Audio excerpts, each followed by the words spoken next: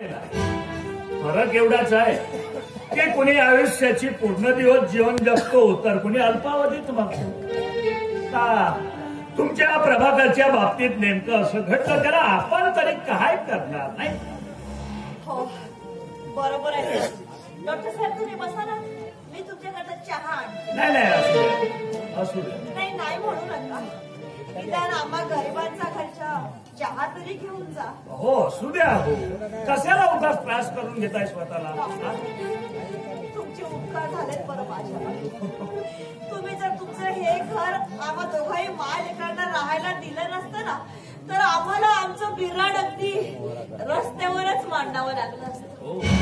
खरंच आभारी आहे मी तुमची. नाही पण यात काय विशेष केलंय मी. आता मला सांगा, जर तुमच्या प्रभाकर हयात असता तर त्यानं नाही का एखादं घर बघितलं असतं तुमच्यासाठी. मग आता तुमच्या प्रभाकरनं तुमच्यासाठी जे करायला हवं होतं ते आम्ही केलंय बस एवढंच. पण आता प्रभाकर तसाही जिवंत नाहीच आहे तर आम्हाला आपला प्रभाकर समजायला काय हरकत आहे. नाही प्रभाकर जिवंत नाही ना म्हणून म्हटलं. लक्षात ठेवा मी निराधार आहे पण लाचार नाही. मी कुठं म्हणालो तुला तू लाचार आहेस म्हणून. पण मला आता एक सांग, या एवढ्या मोठ्या जगात एकट्या विधवेनं एकाकी जीवन जगण्यापेक्षा तिला जर माझ्यासारख्या माणसाचा आधार मिळत असेल तर काय वाईट आहे. मी देतोय ना तुला आधार जीवन भरण्यासाठी. एकही वाक्य पुढे बोलायचं नाही. तुम्ही जेव्हा या घरामध्ये आलात ना तेव्हा मला असं वाटलं होतं की मी गरीब आहे, विधवा आहे, या जगात माझे कुणीच नाही. म्हणून माणूस या नात्याने माझी विचारपूस करण्यासाठी तुम्ही या घरामध्ये आला असाल. पण नाही, तुम्ही जे आता बोललात ना ते तुमच्या बोलण्यावरून कळलं मला की तुमच्या मनात माझ्याविषयी वाईट विचार आहेत म्हणून तुम्ही या घरामध्ये आला. पण लक्षात ठेवा, तुम्हाला जे हवं ना ते माझ्याकडनं तुम्हाला कधीही मिळणार नाही. आणि हो आता एक क्षण इथे थांबायचं नाही, निघायचं इथून. जातो माझ्या घरातून.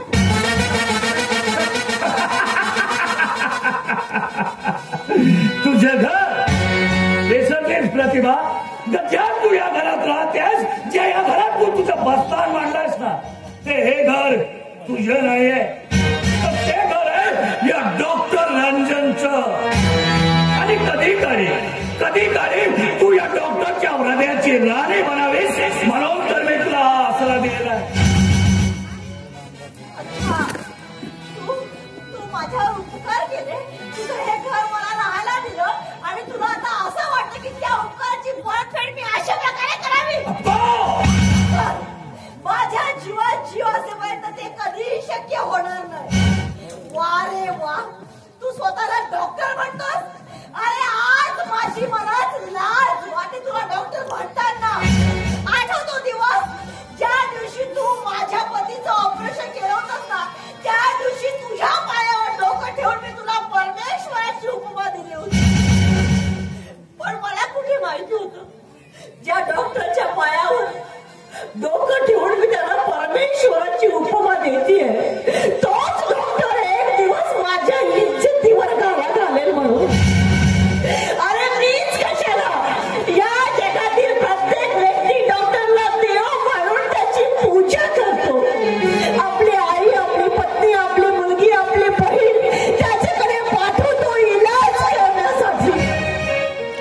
पण तुम्ही डॉक्टर त्याच्या आई व त्याच्या बहिणी व त्याच्या पत्नी व त्याच्या मुलीवर ही असली वाईट नजर ठेवता आणि तुमच्या जिंदगीवर. प्रतिभा मी तरी काय करू. चला डॉक्टर जरी असलो ना तरी मी सुद्धा हाडा मासाचा माणूसच आहे. आणि हो, ज्या दिवशी मी तुझ्या नवऱ्याचं ऑपरेशन केलं त्या दिवशी मला देव मारून तू माझ्या पायावर स्वतःचं डोकं ठेवलंच ग. पण त्याच दिवशी तू या डॉक्टर रंजनच्या हृदयात सुद्धा घर केले. यात माझा काय गुन्हा. ठीक आहे, हे तुझं घर आहे ना, मग तुझं घर तुला लखला बसू दे. तुझ्या या घरात एकही क्षण थांबणार नाही. कुठे जाणार आहेस तू. कुठेही जाईल, कुठेही.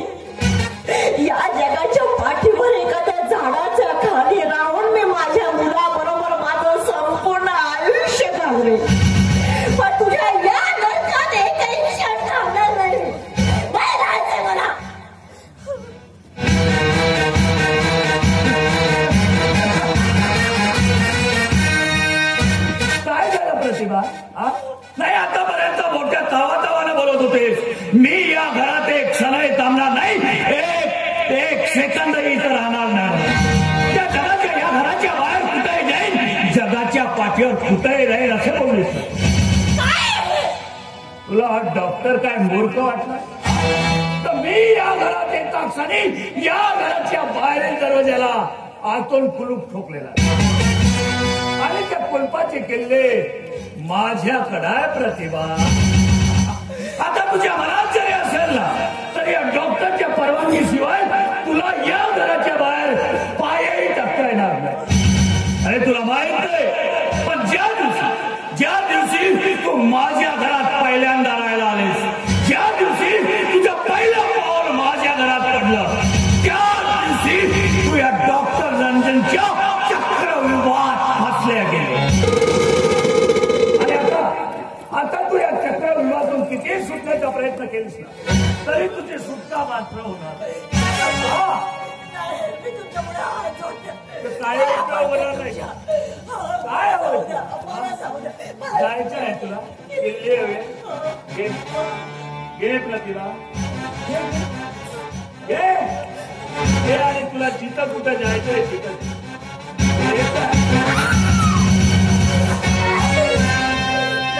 प्रतिभा, मी तुला सांगितलंय माझ्या परवानगीशिवाय तुला या घराच्या बाहेर पाय सुद्धा टाकता येणार नाही. आणि जोपर्यंत माझ्या मनाची शांती होत नाही ना तोपर्यंत तुला या घराच्या बाहेर जाता येणार. काय उपयोग होणार नाही. या जगात माझे कोणीच नाही, माझ्या मजबुरीचा असा फायदा.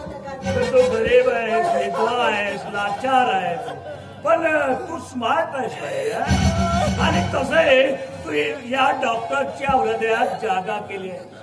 आणि हा प्रतिभा, तुझ्या नवऱ्याची खूप इच्छा होती नाही का? तुझ्या मुलाला डॉक्टर बनवायचं होतं. तुझ्या मुलाला एक काम तू माझं मन शांत कर. तुझ्या मुलाला डॉक्टर बनवण्यासाठी सगळा प्रयत्न मी करेन. त्याचा येणारा संपूर्ण खर्च मी पुरवेन. हा एकमेव पर्याय आहे तुझ्या, याशिवाय दुसरा कुठलाच पर्याय नाही. प्रतिभा ऐक माझं. मला जाऊ दे डॉक्टर, मला जाऊ दे.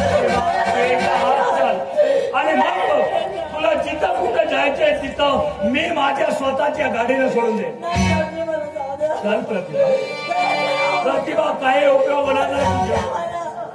प्रतिभा प्रेमानं सांगतोय आज जे मी मनात ठरवतोय ते पूर्ण केल्याशिवाय स्वस्थ बसत नाही. प्रतिभा चल आज. प्रेमानं सांगतोय माझं टिकून झालं करा तर मी माणूस राहत नाही, सैतान होतोय. चला प्रतिभा हो, प्रतिभा.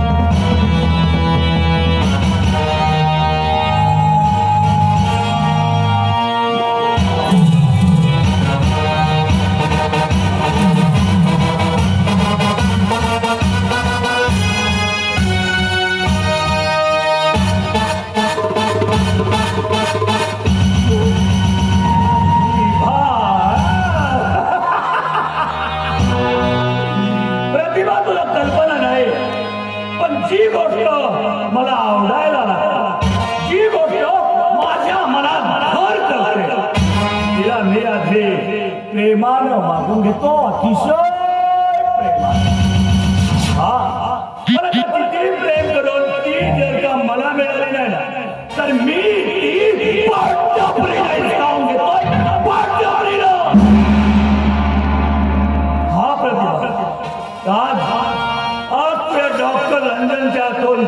झाली, पण आता वारंवार या डॉक्टरच्या भावपाशात येशील. कारण डॉक्टर रंजन नावानं आणि मी टाकलेला डाव कधीही अर्धवट राहत नाही, कधीच नाही. मी फेकलेला फासा कधी चुकत नाही.